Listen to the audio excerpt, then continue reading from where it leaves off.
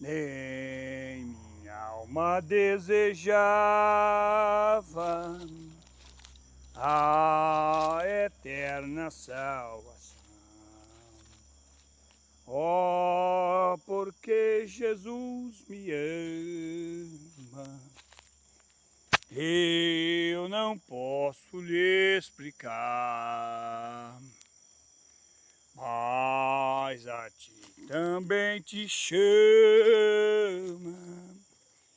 pois deseja te salvar. Amém, meus irmãos. Ezequiel 18:30 nesta madrugada que a igreja está orando aqui nessa mata, em prol da nação, dos povos, tribos e línguas, em prol do presidiário, dos professores, médicos, orando em prol da igreja, dos missionários, das suas casas. Entende, irmãos? Estamos orando aqui por os 5 continentes, principalmente para a igreja que está ali na China, os prisioneiros de Cristo que estão ali presos. Há 4 anos atrás, Deus me deu uma revelação: ore pela igreja da China aqui nessa mata fechada, que é o rio, ó. Olha aí o rio. Os pastores entram às 0 hora aqui orar, outros entram de dia. Os pastores que oram aqui, eles têm as suas vidas reservadas só para Cristo, trabalham na obra de Deus, trabalham materialmente e pregam o evangelho e oram pelas almas, meus irmãos? Então, há 4 anos atrás, Deus me deu a primeira revelação aqui para orar para a igreja da China, os prisioneiros do evangelho que estão na China, meus irmãos? E a gente ora em prol dos 5 continentes, para os presidiários, pela nação, pelo presidente, pelo Brasil, que é o celeiro das nações, porque Deus dá o fruto da terra para o homem sobrevive pelo fruto da terra, ó. Mas a nação está tão olhando para as conquistas que ela esquece disso, que a sobrevivência do homem vem da terra. Deus criou a terra para dar o pão, a bênção para os filhos, entende? Mas o homem desse século, ele só quer olhar para as conquistas, ele está desapercebido. Se Deus mandar uma praga para as lavouras, dá impacto na terra terrivelmente. Deus mandar uma praga para o gado, dá um impacto terrível na terra, para toda a nação, de crianças a velho, entende? Por isso agradeça a Deus, cada manhã que nascer para você, que você vê uma árvore dando um fruto, uma flor, pela chuva que cai na terra, agradeça a Deus. Porque a Bíblia diz em Zaqueus, Ageus, se Deus cerrar a chuva do céu e a terra não produzir o seu fruto, então, ai, ai, ai da humanidade. Entende, meus irmãos? Então agradeça a Deus cada manhã que nasce, saia do pecado. Ezequiel 18:30 diz: e Deus julgará o homem conforme os seus caminhos. Está entendendo, irmãos? Deus vai julgar o homem conforme os seus caminhos. Então, aceita Jesus, põe a tua vida, a sua casa em ordem, porque o pecado, ele destrói a nação. Entendeu? O pecado assassinou todos aqueles homens, lá em Gênesis 6:6, Todos foram mortos. Deus, através do pregoeiro da justiça Noé, pregou 100 anos para aquela nação, para que aquela nação se arrependesse e largasse de pecar, porque a Bíblia diz que havia homem gigante, que os filhos de Deus se contaminaram com as mulheres, pois eram bonitas. E nasceram homens gigantes, insaciáveis, briguentos, assassinos. A nação estava como esta nação agora, essa nação ainda está pior do que aquela. Jesus disse sobre esta nação da 7ª dispensação, a mais perversa e maligna. Por isso a igreja tem que pregar contra os pecados da nação. Tem que pregar contra os pecados, alertar eles sobre o inferno e a eternidade. Então, voltando lá em Gênesis 6,6, aqueles homens destruíam tudo. Deus mandou Noé avisar que haveria o dilúvio. Aquela criança que ia nascer simbolizava que chegou o fim da humanidade. Nasceu a criança, aquela criança que nasceu, eu não me lembro o nome agora, não sei se é Abimeleque, uma coisa assim. Que nasceu era um sinal que chegaria o fim daquela geração. E Deus trouxe o dilúvio e matou a todos. Os homens não se arrependeram. O pecado que traz a destruição do homem, da nação, dos povos, traz ruína, doenças. Entende? O coronavírus agora, criado pelos Illuminati, a guerra bacteriológica para a redução populacional. Milhões de pessoas desceram à sepultura. O princípio de dor foi desencadeado na terra.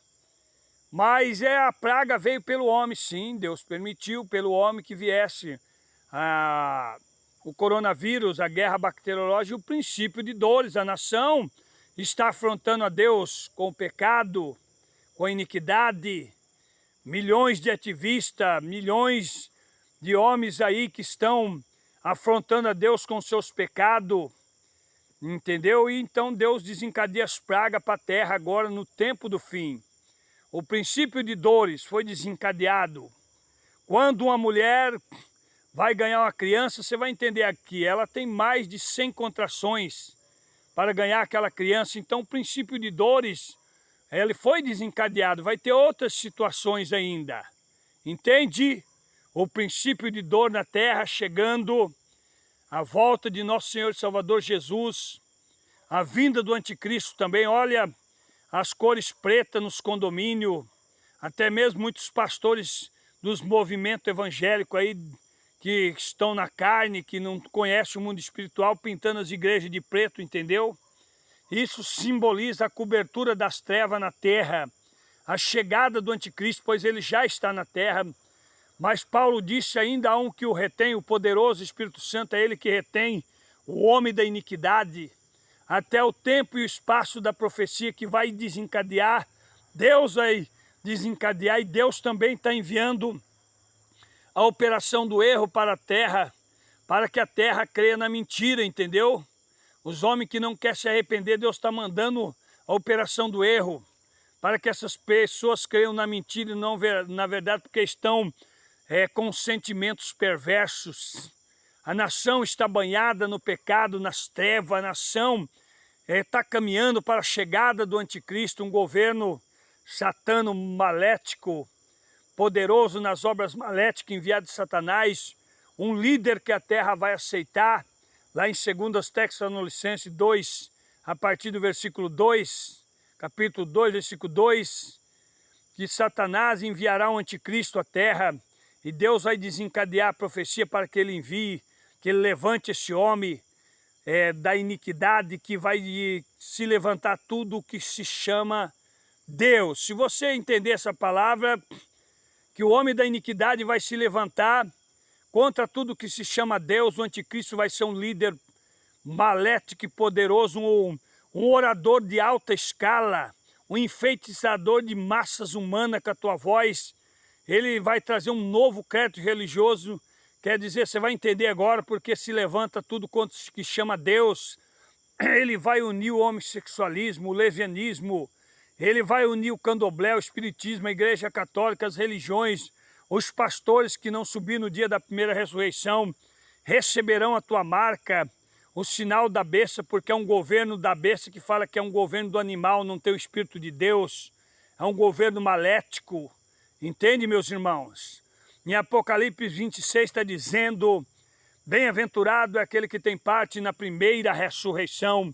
Estes não têm poder a segunda morte sobre as suas almas, porque aqueles que ficarem aqui correrão o risco de perder a sua salvação, receber o sinal da besta, a sua lei, o seu chip, e vai ter que adorar a besta, o seu governo, o anticristo, e vai perder a salvação, porque o Filho de Deus não quiseram receber o evangelho, a porta estreita, o caminho estreito, vão receber o anticristo, que ele é um Deus do amor falso, que ele vai unificar o pecado, tudo que Deus fala não, ele vai dizer sim, a população vai amar ele, vai aplaudir ele, vai receber ele como um homem poderoso, um líder de alta escala, e Deus vai pegar nojo dessas pessoas, porque não receberam o Filho, a ordem do Filho de entrar pela porta estreita, mas vão receber do anticristo. Então Deus vai entregar essas pessoas à segunda morte. Se você vê com 3 anos e meio, quando a primeira taça da ira de Deus ser derramada, vai derramar, se você ler Apocalipse, vai ser derramada no reino da besta. Porque, olha bem, observe essa palavra, porque a besta já vai ter chipado milhões de pessoas, seu reino, seus adoradores serão flagelados por essa taça, quando a Bíblia fala, e o reino da besta se fez tenebroso. Entende, irmãos? Bem-aventurado e santo é aqueles que têm parte na primeira ressurreição. Aceita Jesus, se batiza. Entende, meus amados? Aceita Jesus agora, o amanhã não pertence aos homens. Milhões de pessoas desceram para a sepultura com o coronavírus, não estavam preparados para a salvação, estavam no pecado, com suas vidas, nos ídolos, nas vaidades, desceram para a eternidade, estão na condenação, pode ter certeza, morreram sem aceitar Jesus, morreram nos seus pecados, acabou as oportunidades para eles descer à sepultura fria, não deu tempo deles se arrependerem, aceitarem Jesus, estavam na indecisão, estavam no adultério, estavam na prostituição, no pecado, no roubo, no erro, e para eles só resta agora o juízo, bilhões de pessoas, algumas subiram para o céu, poucas, entende? Esteja preparado porque a eternidade é para sempre. Se você observar em Lucas a passagem do rico e Lázaro, aquele rico estava morto, vivendo aqui, mas era morto porque ele não olhava para Deus. E o homem necessita de Deus. Cristo disse, eu sou a ressurreição e a vida, e aquele que está em mim não morrerá, passará da morte para a vida. O homem depende de Deus. Ele tem que ter Deus para ele viver a vida eterna, para ele viver para o céu. E aquele rico vivia só os prazeres desta vida. E um dia ele morreu, dormiu, infartou, morreu. E para ele só restou o juízo lá no inferno. Ele pediu para Abraão molhar o seu dedo na língua e refrescar dele, porque ele estava em tormento. Ele só conseguiu abrir os olhos para olhar para o céu depois da morte, no seu sofrimento, e aí é tarde. Por isso, a salvação é enquanto você está vivo, você tem que aceitar Jesus, se batizar, confessar Ele, prosseguir o caminho dele para o céu, largar do pecado, entende?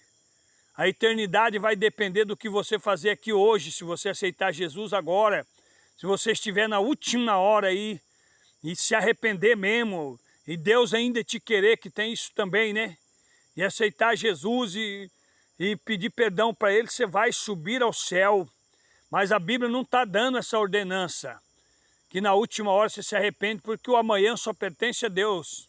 Muitos que estão no leito só se salvam na última hora, se Deus ainda quer essas pessoas, né? Porque quando Samuel foi orar, Deus disse, Samuel, não ore mais para Saul, eu já rejeitei ele. Então muitas pessoas Deus rejeita. O Espírito Santo lutou tanto por essa pessoa que essa pessoa não quis nascer para o céu. O Espírito Santo intercede por gemidos inexprimíveis para a salvação do homem. Só que o homem persiste no caminho da morte, que é sem Deus, no pecado, e perde as suas almas, né? Muitos descem à sepultura, Deus já rejeitou, e vão enfrentar a condenação, o juiz. Então não deixa para amanhã. Aceita Jesus agora como se fosse os teus últimos momentos na terra, entende? De vida, e para que o seu nome seja escrito no livro da vida, para que quando você chegar lá na porta do céu, o teu nome esteja lá, você seja um cidadão do céu para entrar na cidade de Deus. Porque em Daniel 12, em Apocalipse 22, fala, e aquele que não foi achado escrito no livro da vida, esse também foi cidadão da segunda morte, entende? Por isso você tem que aceitar Jesus para que seu nome esteja lá, se você morrer num acidente, numa bala perdida, num coronavírus, num acidente, numa queda de um avião, o anjo vem buscar a tua alma e leva na porta do céu, outro anjo abre o livro, vai ver que o teu nome está lá, aceitou Jesus, foi selado com o sangue dele e faz parte da cidade dele, entende? Já aquele que não aceitar Jesus, quem vem buscar ele é a morte, seus aguilhões, os demônios, Esta alma pertence ao demônio, ao inferno.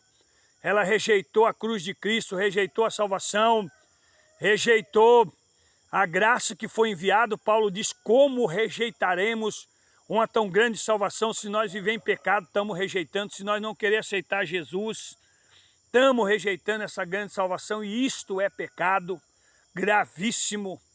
Quando a pessoa não aceita Jesus, é como uma blasfêmia. Não aceita o teu Espírito Santo, é como uma blasfêmia. Essa pessoa não tem parte no reino dele, entende? Não seja assim. Aceita Jesus agora. Como seja o último momento da tua vida, aceita Ele, vive para Ele. Caminha nos caminhos dele, que é o caminho estreito, cheio de espinho, de amargura, porque você não pode mais ir na praia, no futebol, na novela. Não pode olhar as mulheres no Big Brother. Não pode estar assistindo novelinha que é apologia ao amorzinho da carne, a prostituição, o erro, o engano. Entendeu? Lembra bem, não seremos salvos por amor, esquece disso. Seremos salvos por abnegação e renúncia. Muitas pessoas estão apoiadas em amor aí, na religião. O amor não salva, meus irmãos. Se você diz que está com amor, mas está no pecado, na idolatria, na cachaça, você vai para o inferno. O amor não pode te salvar sim. Realmente, se você ama a Deus, se você fala que o amor vai salvar, você tem que guardar os mandamentos dele. Não é o amor que salva, é Cristo. Os seus mandamentos é você aceitar ele como Salvador, entendeu? Muitas pessoas estão nos seus corações iludidos com amor. Mais perverso e maligno é o coração do homem, dele procede todas as coisas mal, a Bíblia diz. Então, se você estiver apoiado em amor, você não sobe para o céu. Cristo, Salvador, não amor.